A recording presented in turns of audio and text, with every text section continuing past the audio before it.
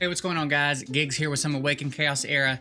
We've seen these videos where every single legendary gets reviewed, every single epic gets reviewed, and all these different games. What you don't see a ton of is every single elite/rare getting reviewed. And given what we're doing here with this account, I figured we would do it ourselves. Now, obviously, I have not played with every single elite in this game, but what we're going to do is we're going to go through the index one by one, look at every elite's kit, see what they do first of all, which I think is going to be very useful for me to familiarize myself with some of these elites that I don't know by name yet. And then we'll talk about like where they could possibly be good and come away from it a little bit more informed, hopefully. So it's going to be a long video. We're going to be hanging out for a little bit. I'm going to be chatting about all of these different champs. I'm going to do my best not to make it any longer than it needs to be, but it is probably going to be a pretty long video. So without further ado, let's go ahead and jump right in. We're kicking things off with Connor. Now, we're all pretty familiar with Connor at this point. Even the ones that we're familiar with, I'm going to go through and look at their skills real quick and talk a little bit about. But I think everybody pretty much knows who Connor is. He's one of the Covenant champs you can get very early on. He's a fantastic champ. You can use him pretty much all the way through the game, honestly. So his trait gives him a little more attack. His A1 has a defense down, which I'm always a big fan of. His A2 gives attack up and shield, and the shield scales based on his attack. And then his A3 is an AoE heal that scales with attack, and it's basically going to fill up your whole team's health if you put any amount of attack on him. All of his skills scale very well. Every turn he takes is impactful. There's a reason that Connor is very popular.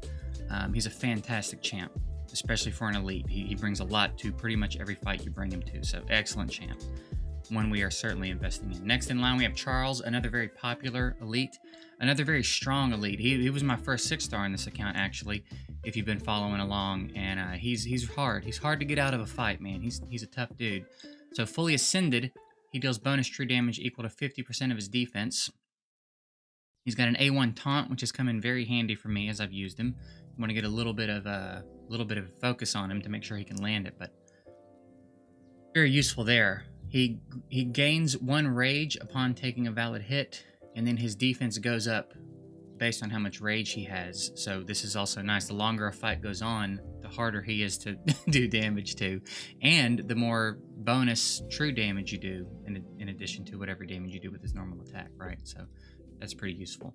Deals 100% damage to an enemy and grants a shield for 2 turns with strength that scales based on his defense. I was using him earlier today, actually, in an adventure stage. It's one of the boss fights, and he was down to 1 HP. My Charles was, and he used this skill, and the shield filled his health bar all the way up. And he's got a pretty mediocre set of 4-star Vanguard gear on him, right? He doesn't need a ton.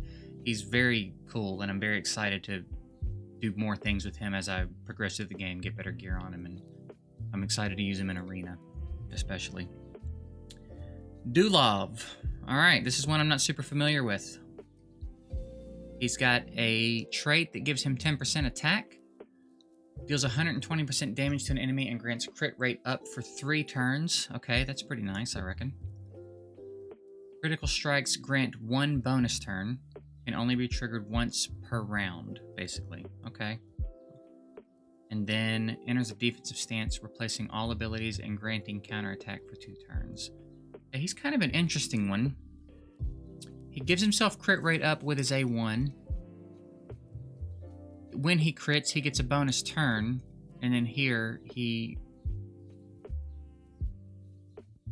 replaces all of his abilities and grants counterattack for 2 turns. I don't know what replacing all abilities means. Unless that means you just can't do anything with him and he'll just counterattack. But then what does he do on his turn? I don't know, that would be interesting to see, I guess. Kind of fun. I don't know that I'm blown away by anything I'm seeing there, but seems interesting enough. Celine is one that I did not expect to like as much as I have ended up liking, but she has been pretty clutch for me in this account so far. She grants a shield for 1 turn at the end of the turn, may trigger once per 2 rounds. Once you get her ascended, every round it looks like. She deals 80% damage to an enemy and grants attack up for herself for 1 turn. Her A2 is it's kind of an AoE. It hits 1 target at a time, but it bounces around a little bit. It bounces between enemies.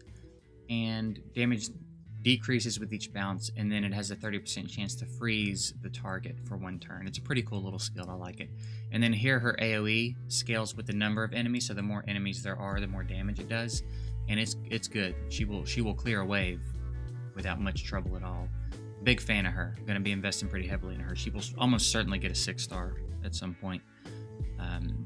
Vidar, another one with an attack trait. We've got a crit rate down on the A1.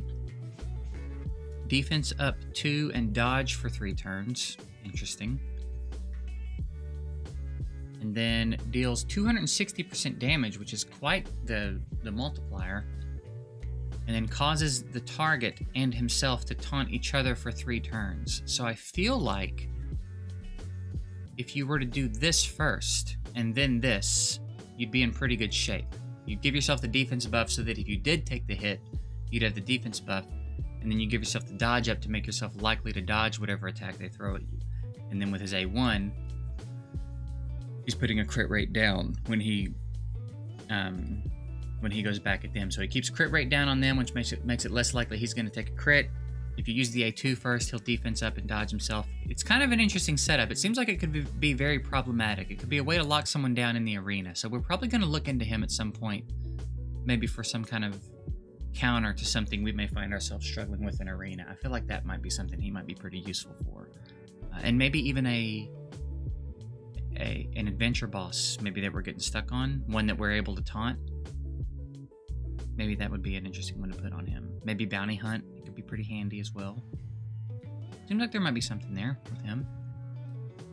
Abbott, I'm vaguely familiar with having to deal with him in either, I think it was Void Tower. He's aggravating. He's got the max health trait. He doesn't do much damage, of course, but his heals are pretty substantial. He heals whichever team member has the lowest percentage of health remaining. And the healing scales with his max health, so the tankier he is, the better he heals with his A1. Heals a team member based on the amount of this, again, scales with his max HP, and applies immune to the target for 2 turns, which means they can't have negative effects, which is also really nice. Again, the tankier he gets, the better he heals. And then here, heals a team member and grants a shield equal to 50% of their lost health for 3 turns. Healing scales on his max HP, grants a target a bonus turn at the end of the round. So kind of that like Yolanda mechanic where she'll give someone an extra turn at the end of the round. That's a pretty cool feature of this skill. And then again, everything he does heals someone, and it all scales off of his max HP. So if you just get his max HP high up there, he's a really substantial healer. So pretty cool champ. I dig him, and hard to kill. Hard to kill with that shield. That shield is really annoying to deal with. Barak. I've seen him around a bit, but I don't know much about him, so let's take a look.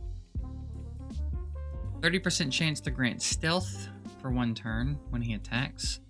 50% ascended. A1 defense down. You know I like that. Launches a bonus attack against enemies under 50% health, dealing 100% damage.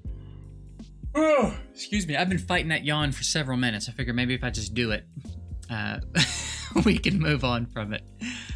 Can only be triggered once per round. Launches a bonus attack against enemies under 50% health, dealing 100% damage. Can only be triggered once per round. Okay.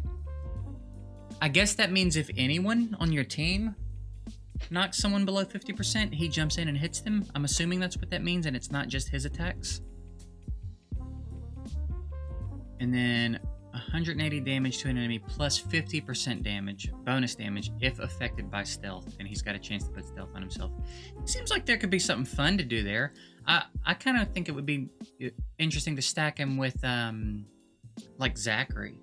And maybe you could set off some kind of trigger where someone gets dropped below 50.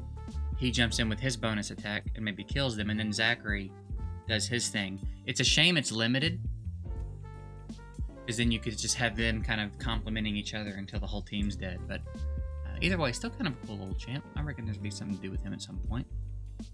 And then that's the rares. We're not going to talk about them. Maybe we will do a video on them at some point. But there's only 1 elite in this faction, huh? All right, Tazago. We actually do have plans for him too. This character has a 50% chance of reducing damage taken by 30% upon taking a valid hit. When he's ascended, it is 50%. That's pretty interesting. We got an A1 attack down, which is really nice for anywhere where there's a big boss, usually. Removes all negative effects from this character and grants a bonus turn. Pretty nice. And then we've got a stun, an A1, or a single target stun on the ultimate on a 3-turn cooldown. His cooldowns are pretty nice, actually. I reckon I wouldn't hate this one being 3 turns as well, but he is an elite, so there has to be some sort of give there. But he does seem like a pretty cool champ. I like the A1 attack down. There's certainly some utility here for him, especially if we pair him with someone like Abbott, who could give him that extra turn at the end of the round.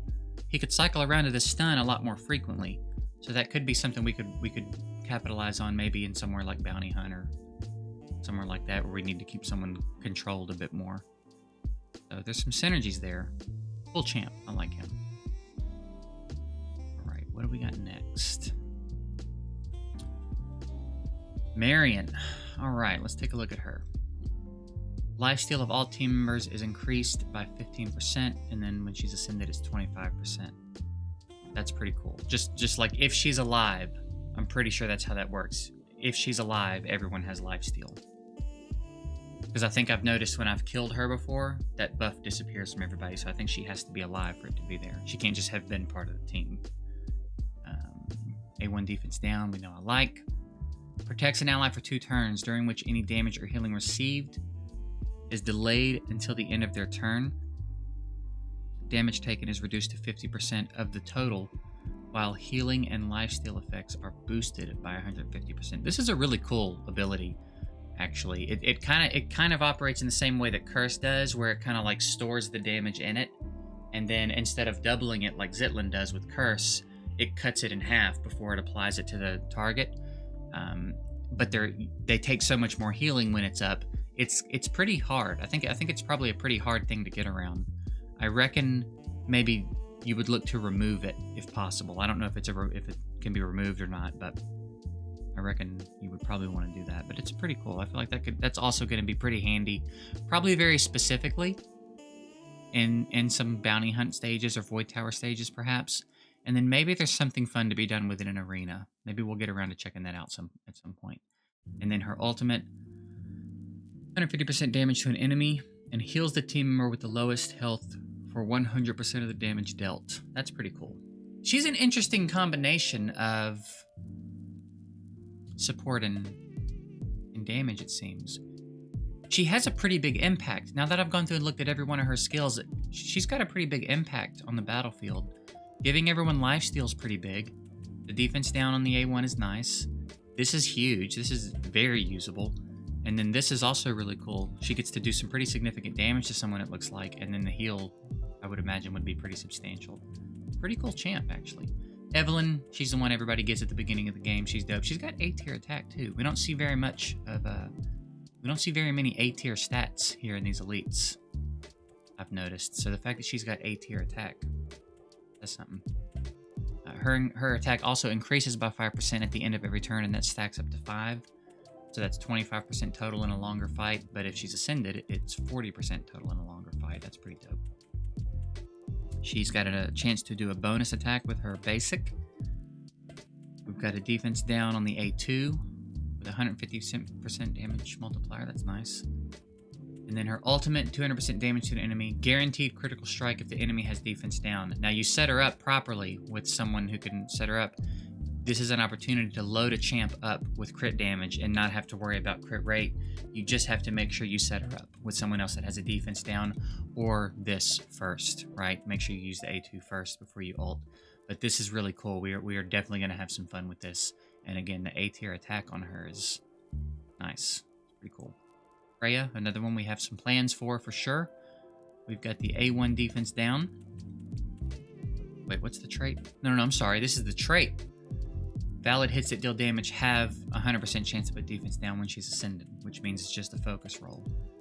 But that's nice. And then on the A1, we've got the speed down, which the fact that it hits twice and each strike has a chance to put it And it's such a high chance means if you've got the focus, it's pretty much guaranteed. You know what I mean?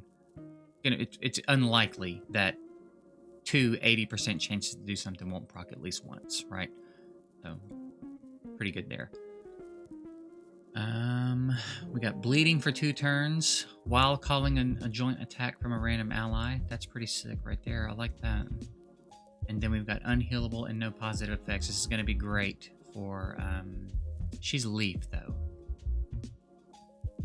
I'm sure there's a dungeon that's good in. I haven't memorized all of the dungeon mechanics yet. I think I know Ash heals, but she's not going to be good for us in there. I feel like maybe the Water No Man's Land. Wraith's Bane, I think it's called. Doesn't that one heal? She might be pretty good in there, actually. Solid little champ, though. That's what I love. One of the things I love about this game is that just about every elite has utility. You know what I mean? There's not any. So maybe there are, but we'll see when we go through this video. But I don't recall looking at any elites so far and being like, they're complete garbage. I'm not going to do anything with them. There's nothing I could do with them. You know what I mean? I don't see that much, as much as I do in some other games. So I really like that. I really appreciate that the elites get some love here. Anna, really cool champ. Very excited to do some stuff with her. She seems like she's going to be dope. When she's ascended, attacks deal bonus damage equal to 10% of her max health. We've got an A1 stun. We've got an A2 speed down and attack down. And then we've got an A3 taunt for 2 turns. That's nasty. 2-turn taunt is nasty. You steal 2 turns from an enemy in essence. And grants invincible for 1 turn, which means she can't take damage. Which means probably for one of those attacks, she's not going to take any damage. So that's pretty nice. It's got a good multiplier. And again, we've got bonus damage based on her max health. So she's an interesting setup of where you can stack her HP and get that bonus damage out of her if you didn't want to try to focus her attack stats super heavily. So she's really cool. I think she's going to be a lot of fun to play around with. And then that's it for them. Is this all? Are all of the dark elites in this faction? Interesting. That's quite a squad of elites right there. More A-tier attack on Raven. I actually just started bringing Raven up. I've got her at 4-star max. Sometime soon, we're going to get her in the mix on the free-to-be elite account. I'm so excited. I think she seems like she's going to be so much fun. I'm a big fan of her conceptually. And I never noted that she had A-tier attack before, so that's pretty cool. In stealth mode, attacks ignore 30% defense. When she's ascended, it's 50%. That's lovely. Any opportunity you get to ignore defense is always impactful. You think of someone like Hackran, who's always got high defense and shares his defense with the team. She can cut through that quite a bit. So that's nice. That's important. On the A1, we've got a poison for 3 turns and reduces the cooldown of her Dark Fog ability by a turn, which is cool. That ability deals 100% damage to an enemy and grants stealth to herself for 2 turns. And then on the ultimate, deals 150% damage to an enemy, plus 50% bonus damage for every negative effect on them. Again, like there's a lot of potential here for a pretty big smack against boss targets. There are going to be situations in Arena where we'll be able to set her up to do some pretty significant damage on someone by loading debuffs on them. Really cool, man. Really cool champ all around. She grants herself stealth, and then I imagine there's going to be opportunities to give her stealth. Like someone else will be able to put stealth on her as well. But either way, you just A2 before you do other stuff with her, and you'll be good to go. Really, really cool little champ, though. I'm excited about her. Loving this guy on the free-to-be elite account. Outputs more damage than I think I would have expected from him, too. And he seems to be right on the threshold of A-tier attack, which makes sense because I remember being really impressed with his actual impact damage versus just the poison damage that he outputs. He hits harder than I thought he would hit, too, but really cool. Applies poison to all enemies for 2 turns upon the death of an enemy. Maybe triggered 1 time per round. When he's ascended, it's 3 turns. This is a really cool little mechanic here. Pretty self-explanatory. He's got A1 poison, and then he heals himself for a little bit of the damage he puts out. The A2, he does 100% damage plus 1% per 1% health lost by the target. So the more health the person has lost, the more damage this does. Just kind of helps you get somebody out of there quicker, which is nice. And then the A3, it's AoE poisons for 3 turns, and it's nice. It's really nice. He's a cool champ all around. He's going to be pretty nice in dungeons for us. I think he's more of a PvE champ than a PvP. I don't reckon we'll be doing too much with him in Arena, but like once we kind of outgrow him, we're using him right now, but I think later down the line when we have more at our disposal, we're probably going to have someone else in the lineup. But PvE, he's killer, man. Great for wave, getting waves out of there, and then great for stacking poisons on bosses. So really cool champ. This is another one that I really like, who we will get up in the mix soon. Kulins, I guess, is how we're going to say it. His trait, he has a chance, ascended 100% chance to apply no positive effects, which is always nice. We've got Unhealable on the A1, which again, great. He's going to be a great PvE champ. There's going to be several dungeons he's going to be nice in, and he's never going to be at a disadvantage aside from the light dungeon, but we obviously don't have to take him in there. I guess he'll be in an advantage and a disadvantage. That's kind of the way light and dark work. You know, they had that weird relationship, but all the other dungeons we would be able to take him into if we needed to, because he's never going to be the wrong affinity. He's got poisons on the A2, which is nice on a 3-turn cooldown. And then deals 150% damage to an enemy and duplicates all negative effects affecting them onto a random enemy. This is also something that could be really huge. You know, if you're, let's say you're doing Queen of Tides, for example, and you've stacked a bunch of poisons on the right minion, because maybe you're killing him first, you can use this on that minion to duplicate everything and put it on the boss as well, so that all that attention you've been putting on that minion now isn't totally wasted. Right now it's going to also affect the boss. It's nice. That's a really nice ultimate. We got another example of a champ here where like everything he does has a pretty big impact in the fight. So one that I'm definitely excited to get up and running soon. Maluk, I think we all know Maluk at this point. He's dope, man. He's fantastic. Great for Queen of Tides on a budget. He has been talked about a lot in like, you know, free-to-play versions of the team and budget-style versions of the team. He's got a chance to put an accuracy. He's got a chance to counterattack with accuracy down for 1 turn, which is really cool. He's got poisons on the A1, 2-turn poisons on the A1. When an enemy attacks an ally, there's a chance to apply poison to the attacker. And then here, we've got AoE and damage scales with the number of poisons stacked on the target. So again, we've got poisons in the kit. He does more damage based on poisons, and he counterattacks with accuracy down, and then we've got A1 poisons as well. So you put him in with another poisoner. Santis is a pretty popular one that people like to put him in with. Like, for example, in a Queen of Tides team, we will for sure be running him with our Exul. He's cool. He's dope. And he's farmable, I think, from chapter 8 of the adventure. So if you're free to play or on a budget, for sure, grab this dude and invest in him. He's fantastic. All right, next faction. Oh god, dude, CC. I'm as familiar as I am with CC because I think it's Void Tower like 90. I don't remember which Void Tower stage it was, but she's in with Jacob, and boy, boy is it frustrating. We did manage to get through it on the main account, but man, it's tough. She's a very interesting little champ. B tier speed too, which is cool. Let's talk about her. Her trait, grants ability ineffective when she's ascended its 2 turns. Now, I don't know exactly what that means. In my experience dealing with her in Void Tower, it means she didn't take any damage from anything I did to her, and she didn't catch any negative effects from anything I did to her for 2 turns. It was basically like she was immune and invincible for 2 turns. I don't know for sure what that means, but in my experience, that's what it seems to mean. If there's a better explanation for that and someone wants to drop it in the comments for me, that would be dope. In my experience, it means whatever you do to her, the first 2 things you try to do to her, no matter what they are not going to do anything to her. And it's annoying. Really annoying to deal with. A1, damage to an enemy and grants a shield 2 turns to the ally with the lowest health.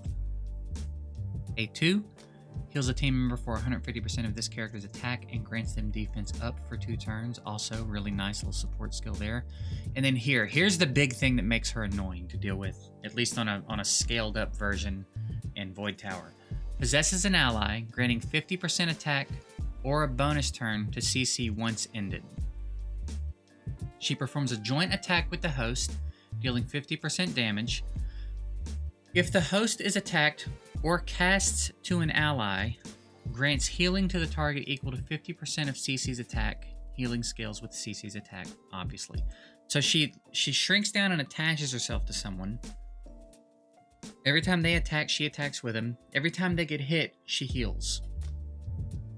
It can be very annoying to deal with. I have not experienced it from a standpoint of using it on my end. I've only experienced it from her being like a boss version with Jacob in that Void Tower stage. So obviously their stats are very scaled up. It's hard to deal with though. So I reckon with some top-notch gear, it could be problematic depending on who you pair her with. For example, pairing her with someone like a Charles, I think would probably be a real problem to deal with. I think pairing her with someone like Rourke maybe could be kind of problematic to deal with. I think there are a handful of elites that you could put her with where she would really shine. I don't know how much she changes a fight by herself independent of who you've got her partnered with, if that makes sense. I don't think you could just put her into any team and have her have a huge impact. But I think there's a couple of pairings you could do with her that we're going to test out at some point that I think are going to be very, very hard to deal with. And I think Charles is probably at the top of that list based on what I know about the game currently. I think CC and Charles would be a fantastic combination. So we'll find out. We'll find out at some point. But she's a cool little champ. She's got some very neat mechanics, very unique. Like set apart from all the other elites in the game, as far as I know. And I don't think I've ever played a game in all my years where a champ had these kinds of mechanics. That's very cool. I think that's a very cool little set of skills she's got. So really cool little champ. I'm quite the fan of her. Rhaenyra, I mean, bro. As far as elite supports, I don't think it gets much better than this. I don't think you could want for much more from an elite support. She's got the max health trait. The A1 attack down is just chef's kiss, icing on the cake. It's just a fantastic thing to put in her kit. That makes her so much more impactful. She's going to be great in your dungeon teams to put attack down on bosses. She's going to be great for Void Tower and bounty hunt situations. That attack down is great. What a great decision to put that on her. Here we've got heals the caster and an ally and removes all negative effects from the ally. Healing scales with her max health. Again, that's a great mechanic and a great setup. She's going to heal herself a little bit and whoever you click. And whoever you click is also going to get a full cleanse. Any negative effects they have on them, she's going to remove. And then heals scales with her max HP. So again, shoot her max HP way up. And she's just excellent, man. Heals all team members based on the amount of her max health. Again, scales on her HP, and then applies defense up to the target for 2 turns. Now, there was a little bit of confusion in one of my videos the other day, because it says applies defense up to the target for 2 turns, which to my understanding meant she was going to heal everybody, but whoever you clicked got the defense up. Everybody gets the defense up. So it's a team-wide heal and defense up. So she's just killer. She's so good that I think even if you choose Mathasia for your rookie summon, I still think you should run Rhaenyra for a while. She's so much easier to skill up. You know what I mean? It's just a lot easier to get her rolling sooner, and that attack down is going to be so huge when you're dealing with these dungeon bosses. Mathasia's amazing for sure, and she can carry, But she's really going to start to shine later. Like once you can get her skilled up, once you're using her in some better arena setups, once you're complementing Mathasia a little bit better, she's incredibly strong. But I think early on in the game, for how easy she is to build, for the gear you're going to have at your disposal, how easy it is to get her fully skilled, I think she's better than Mathasia in the early game. So, I mean, really, you really couldn't ask for much more in an elite support. She's a fantastic champ. Can't say enough good things about her. Maluk's cousin, I guess. I don't know. We've got chance of removing a positive effect from the target, which is nice. We've got damage that scales with his speed, which is always fun. We've got a shield that scales with his max HP if he's under 50% health at the start of the turn, which is pretty handy, actually.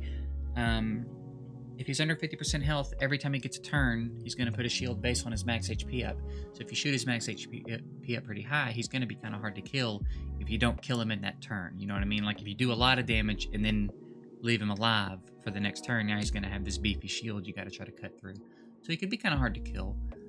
And he's kind of a nuisance. I feel like he's kind of a nuisance to have around.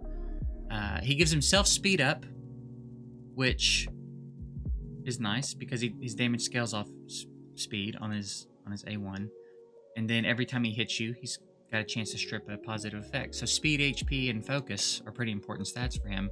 Could be kind of an aggravating champ to have on the battlefield. I don't know that he's like, I mean, I don't know. I feel like he could be a pretty solid PvE champ, actually. Could be a pretty interesting PvE champ. We're definitely going to build him and play around with him, so we'll see. And then we got Maluk. Isn't Maluk also Leaf? Isn't it odd that...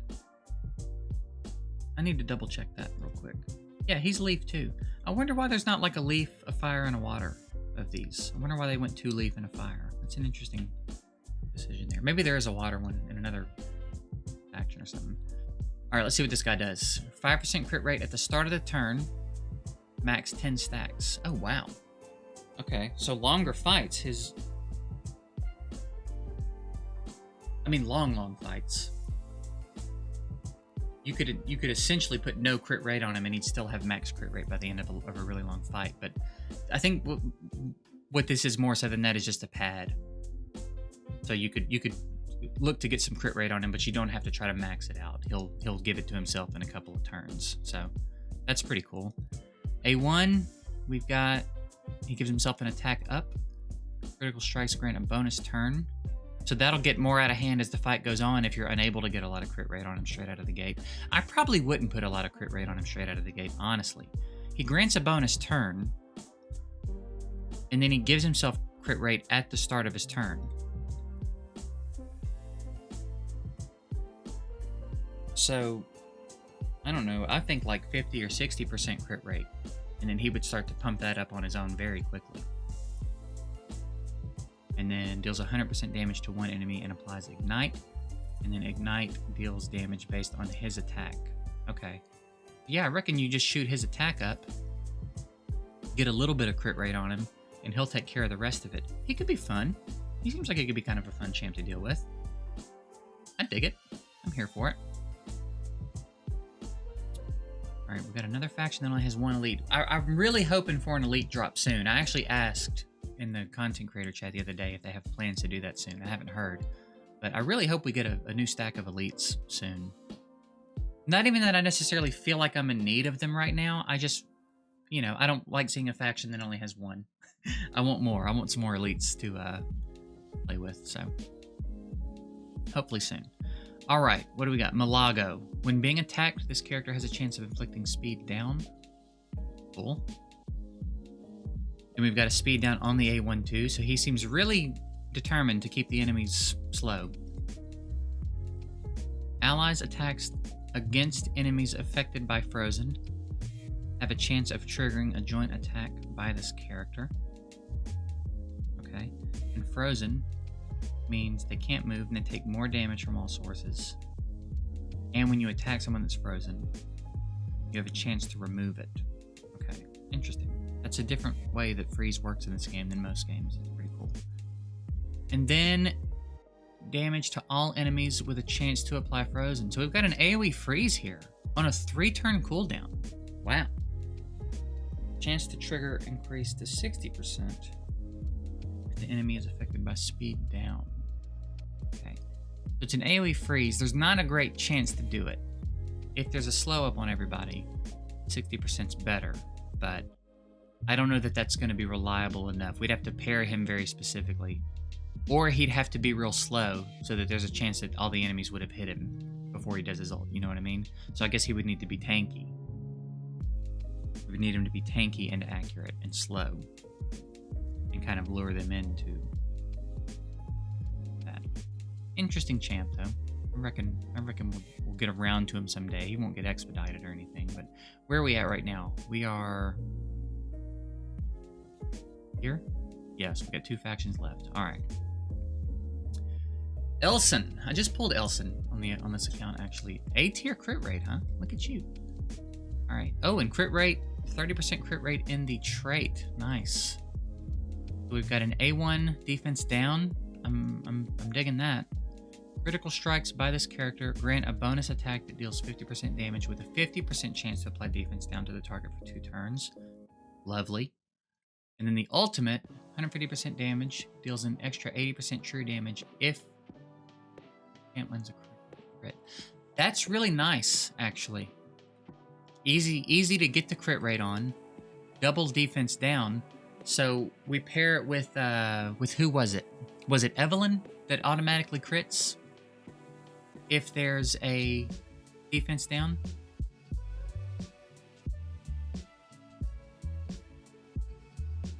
Yeah, so we run like Elson with Evelyn. Elson goes first. Or maybe someone even goes before them and puts the defense down up, and then they both go ham.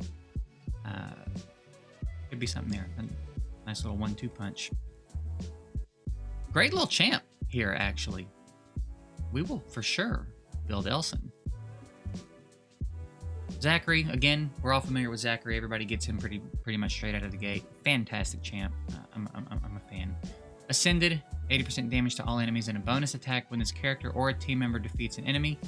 May be triggered once per turn for ally kills, but any number of times for this character's kills. It's nasty. I've seen him one by one wipe a whole wave. You know what I mean? He'll kill someone with a single target attack or his AoE, and one person will drop, and then he kills another one, and then he kills another one, and then he kills another one. He's great. He's a lot of fun.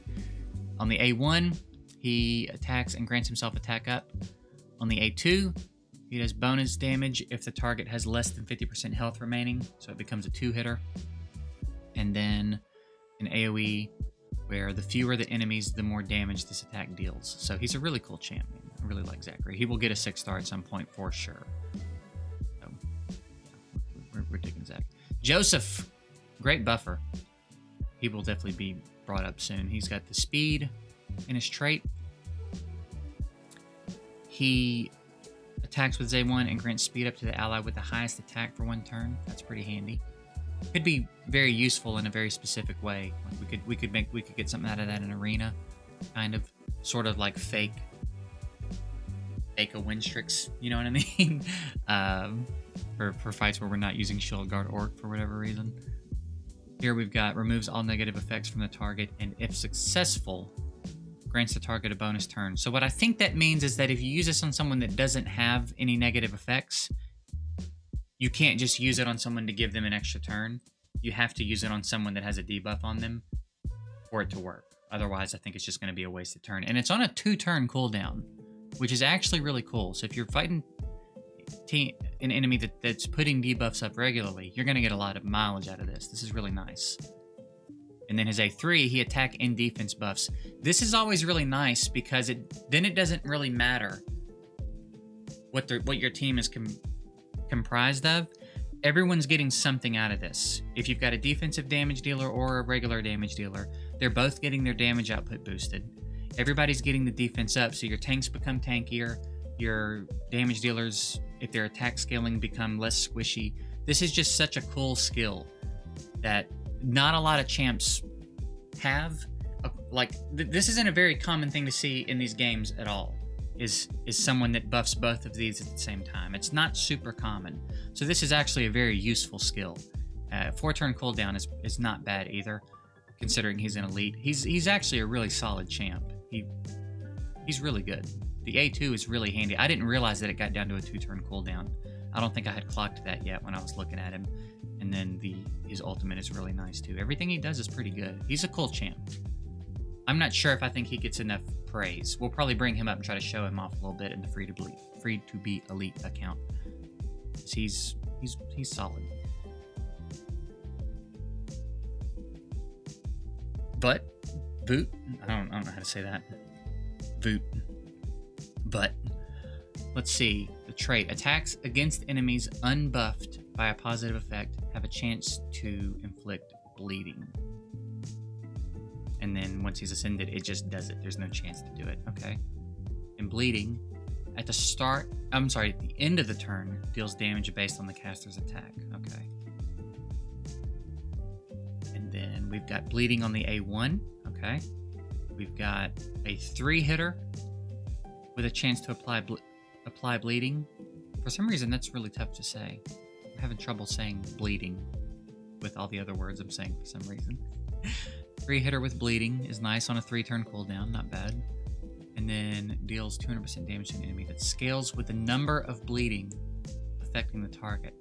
So I guess bleeding is kind of like poison in that you can stack more than one.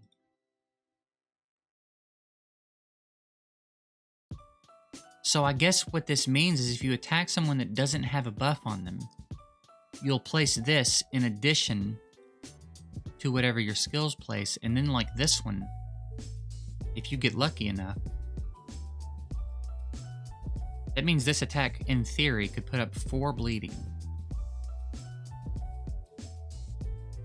Interesting.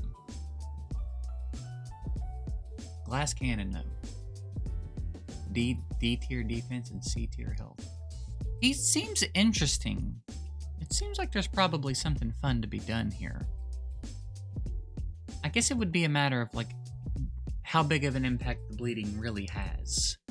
How does it scale based on his attack? You know what I mean? That would be interesting to figure out at some point. But a cool champ. And then Mary's very good. Look. Removes a negative effect from all team members at the start of the turn. Can only be triggered once per 3 rounds.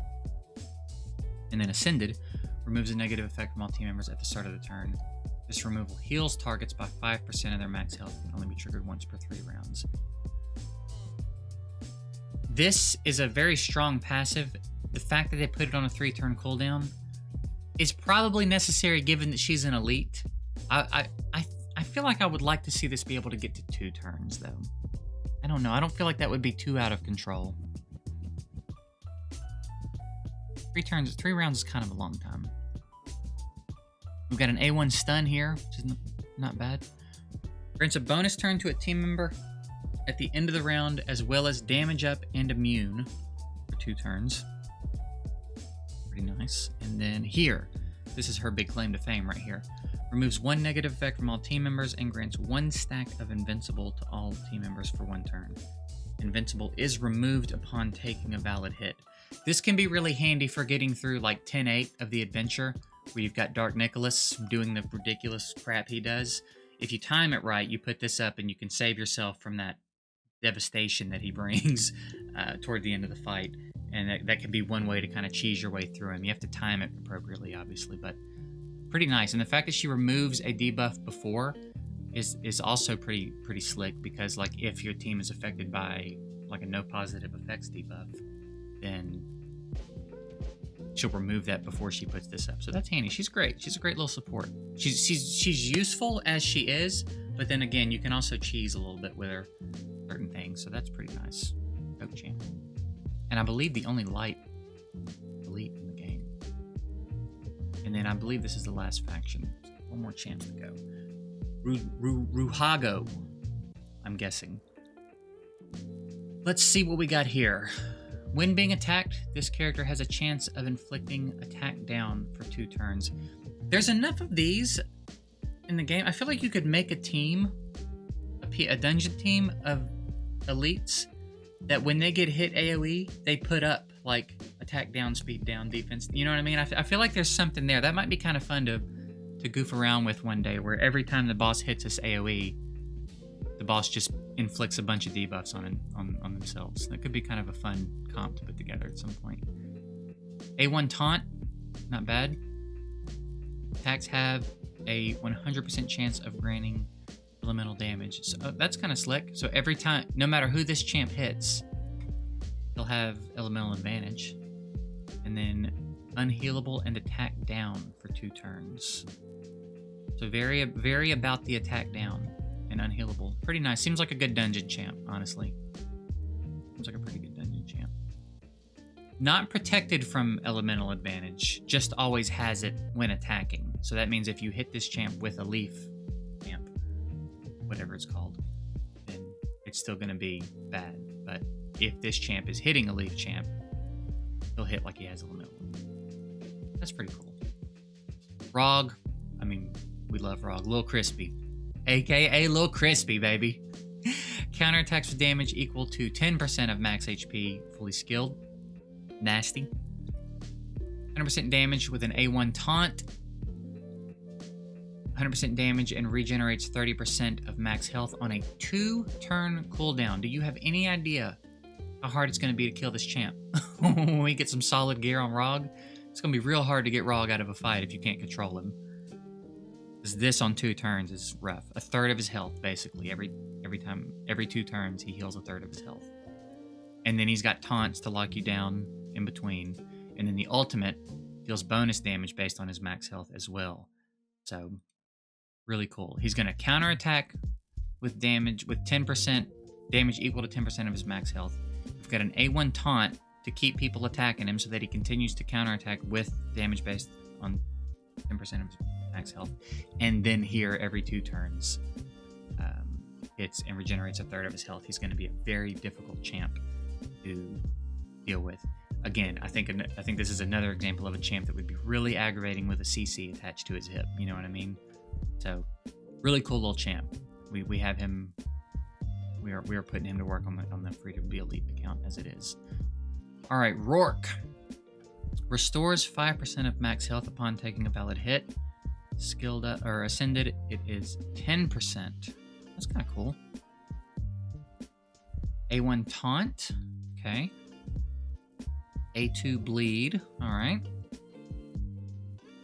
And 200% damage grants defense up to this character for 2 turns. So I guess he's supposed to be kind of a tank. I guess he's a tank. A1 taunt, defense buff, heals every time he gets hit. I don't know. I guess it would depend. I guess it would depend on how well we could get him built. But it seems like there's something there. I don't know. Maybe. Mudus. 15% lifesteal plus an additional 100% lifesteal under 50% health. And 25% when he's under 50%. Okay, cool. We've got an A1 bleed. We've got damage to an enemy plus bonus damage if he's he seems to shine under 50% health. And this also expends 30% of his health. 30% of his max health or his current health? I guess his current health. I don't know if I love that. On a 2-turn cooldown? He's got lifesteal though. Pretty beefy lifesteal. So I guess what? I guess he heals himself back up to full health and then takes a hit, and I guess in a perfect world he just doesn't die. I guess he doesn't get one-shotted. And you keep getting to attack while he's at low health, I guess is the deal. Grants attack up for 2 turns, deals 200% damage to an enemy. Damage scales. Yeah, so he seems to be designed to attack from low health. So it seems like you would want to set him up in a situation where he's squishy, but not so squishy. Or maybe someone could put, I don't know. There's probably some fun to be had. I don't know how actually useful it would be, if that makes sense. But I feel like there's probably some fun to be had. And then I think that's it. I think we covered them all. So that's it for now.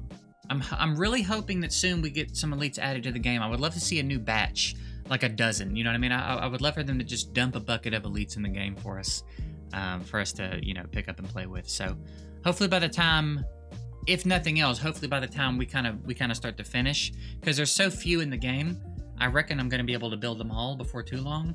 So hopefully before I get to that point, we've got some new ones to play with, and we could you know, we'll do another version of this when that happens, maybe. But hopefully you enjoyed this. Hopefully you got something out of this. Maybe you've been kind of wondering about all the elites in the game and didn't want to take the time to do that on your own. So that's kind of how I felt. And I was like, you know what? I might as well make a video out of it. Maybe somebody will get something out of it. So that's it. I hope you enjoyed this. Pretty long video, but that's it. I'm gonna get out of here.